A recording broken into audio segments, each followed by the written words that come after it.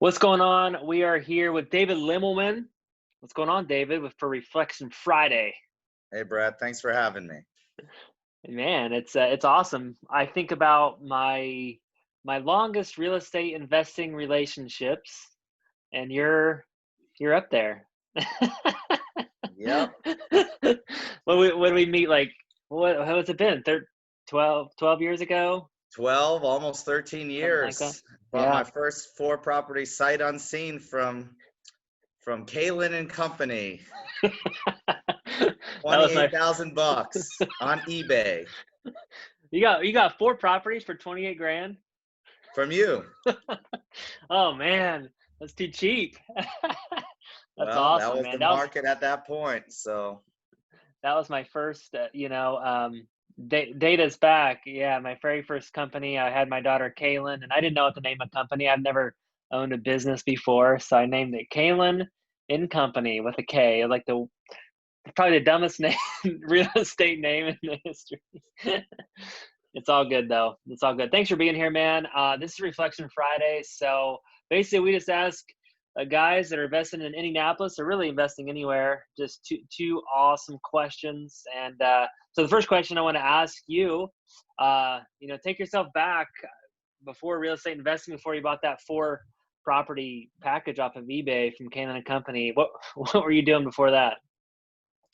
I sold new home for a builder in Tampa after graduating college. So, I've always been interested in real estate and gaining assets and wealth. And I started reading some books. I knew that new home sales was not going to be the end all for what I want to do. I always want to run my own business.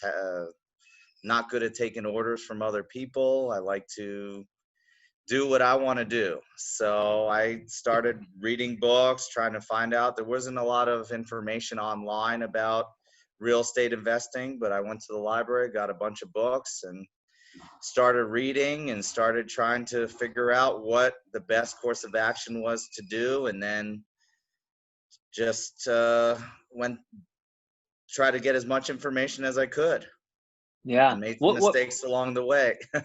Yeah, definitely. What were some of the books that you read? Do you remember what some of the initial books? I read obviously the Rich Dad Poor Dad and the Cash Flow Quadrant and those. I mean, it's been a while since I've read some real estate books because I probably could write some myself with all the stuff I've been through. But but some of the rental real estate about rentals, because that was the initial way that I wanted to build wealth, was through rental Yeah. property. I remember you always would try to just get on me. You start jabbing me, saying, "Brett, you got to build wealth. Why don't you keep any properties?" This was, 5 years ago. You kept pushing me I for that. asked you that since I first. I know, why don't you keep some of these? You get them at such good price, fair pricing. You Yeah. could get some tenants in there and make yourself some money fairly easily. But I mean, you had a different business model and different plan, and it's worked out well for you. I think it's worked out well for me.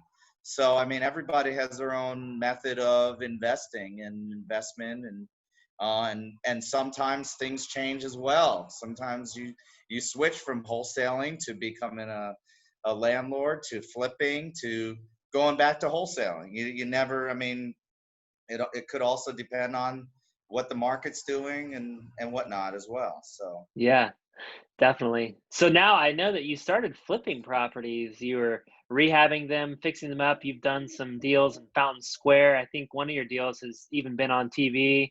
We don't need to talk about that one, um, but I know you flipped some properties. So now I guess since you've had experience in flipping and rentals, what's your take now? Like, I don't know. Do you have any advice on someone that is looking at both of those options?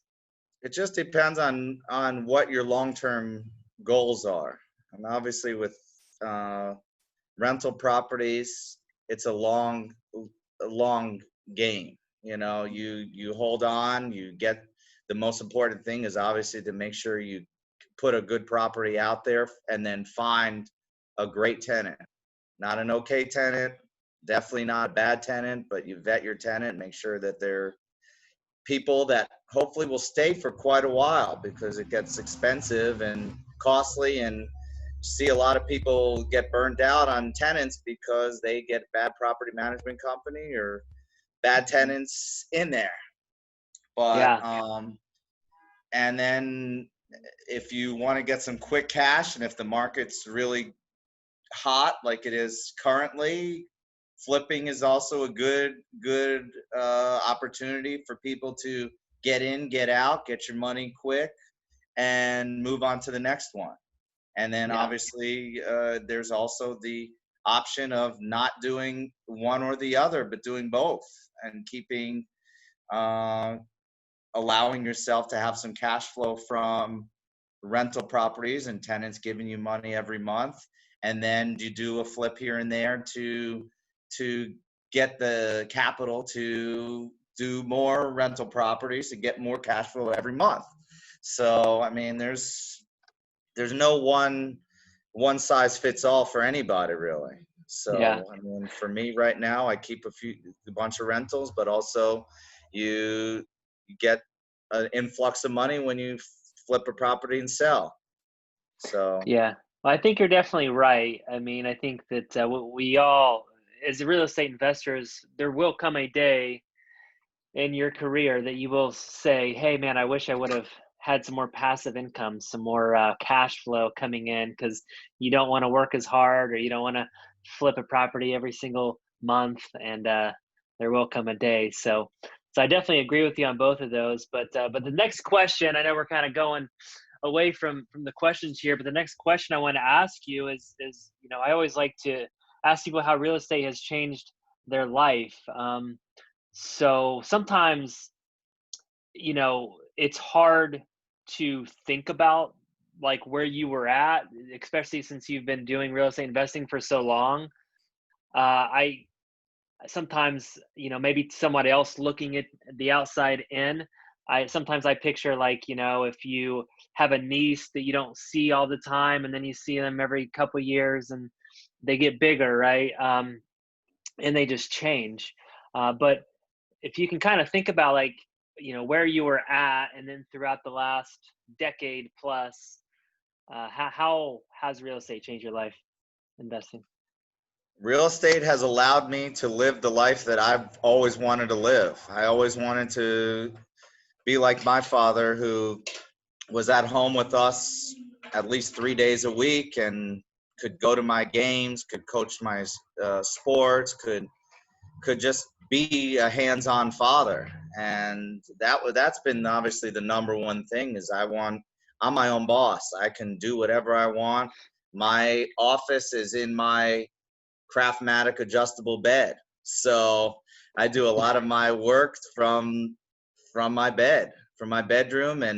And I can pick up my kids, I can go volunteer at school, I can do really whatever I want to do, because it has given me the lifestyle to and the flexibility to be my own boss.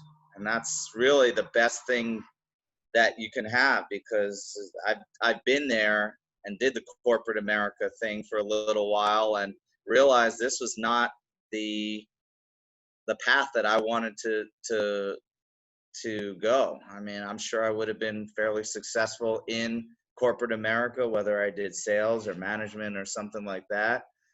But I've always been had the entrepreneurial spirit since I was selling gum in fifth grade and got in trouble and from the principal. So I mean, That's what I mean. but it's given me the lifestyle that I always wanted to have, with and flexibility. I mean, that's the most important thing. That because I mean, there's times where I know I could make more money doing more flips or more rentals or something like that, but flexibility, stress Yeah, relief and reduction.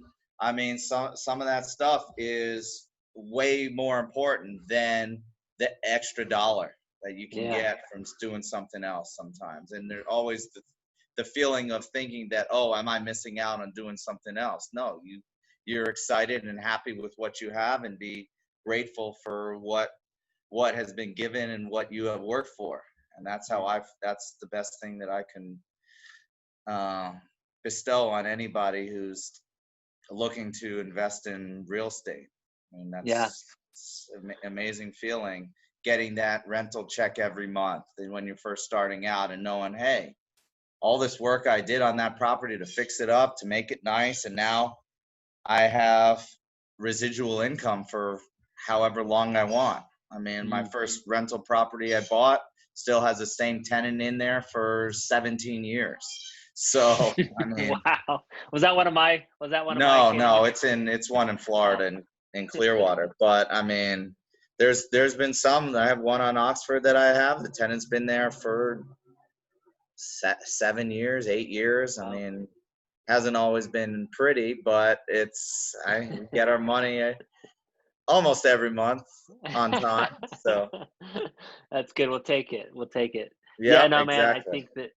think that yeah, just being your own boss. I don't know a lot different than that. I've always been kind of that entrepreneur like you. I was a teacher for a little while, um, but yeah, I've never went to corporate America, never tried to climb the ladder. And I was actually just thinking about that today. That some of my friends make a lot of money. They make a lot of money. They probably make, I don't know exactly, but they might make more than me, and that's fine. But but I do look at that, and they do work for a company, right? And they're stuck, right? And that's, they can't just Well, walk away. it's all relative. Stuck. I Yeah. mean, there are some people that make a lot of money at their corporate America jobs and love it, and then they Yeah. do some rental real estate or something on the side to just for a passion, or just to get some other income. But then there's also people who are legitimately stuck and Hmm. not at a high paying wage job. I mean, I have friends that are stuck at the $50,000 to $60,000 mark for pretty much the rest of their lives. Hmm. And I've turned them on, some of them onto real estate. Some of them have gained great success in supplementing their wages and income, and then and some of them have just eliminated their corporate America job, because Yeah. why should you work for somebody else when you could make more money working, or even just getting um, positive cash flow every month from Yeah. just having rental real estate. So, Definitely, definitely. Well, thanks so much for being on here, David. I know we went a little bit long, but always appreciate chatting with you and yeah, doing more business. And I know we're still doing deals together 12 years later now. always. It's also a business about relationships. I always tell my tenants when they move in, I don't, it's not a house business. This is a relationship business. If there's problems, you let me know. I mean, I'm not your enemy. I'm not here to give you problems. I want positive tenants, because positive tenants means future cash flow. Yeah. I mean, you upset tenants, they can cause a lot of problems, and I've seen it. So, I I'll just mean, say one thing. I'll just say one thing about David too is that he's probably the easiest guy to work with. Work with. You are the easiest guy that I've probably ever worked with. Just a funny story. I mean, we do a lot of transactions, a lot of wires and whatever. Um, but when David and I do a transaction, it seems like you want to save the wire fee, so you just go down to the bank and just deposit into my account and if I have to send go me to a the bank picture. anyway, why not? I mean, That's why awesome, not? though. It's not about saving the wire fee. It's about time. I mean, if I got to do it anyway, all it is one slip of paper. I mean, That's right. I'll take my kids and we'll ride our bikes before the pandemic, and it's something to do. Just, No, I it's mean, good. The funny so thing is, since it's not a wire and there's not like a memo section of what it's for, I have to explain to my bookkeeper, just like, hey, this deposit was for this, property. So it's good though. I like well, it. I mean, I like it. you keep good meticulous notes, and although you have a lot of lost affidavit note things, but anyway, you keep good meticulous notes. It's very easy to take care of stuff. I mean, that's one important too when you're doing your real estate business, is to make sure every property has every expense and so that when tax time comes and when you do taxes yourself, if you're small or you have your CPA do it, you're covered, and you cover your butt, because the Yeah. IRS is not anything to joke around with. So, Yeah. That's right. That's right. yeah. Well, we're signing off. Thanks so much for your Reflection All right. Friday, David. Appreciate you, man. We'll Sounds chat good, soon. Brett. Sounds good. Thanks for having me. Talk to you soon.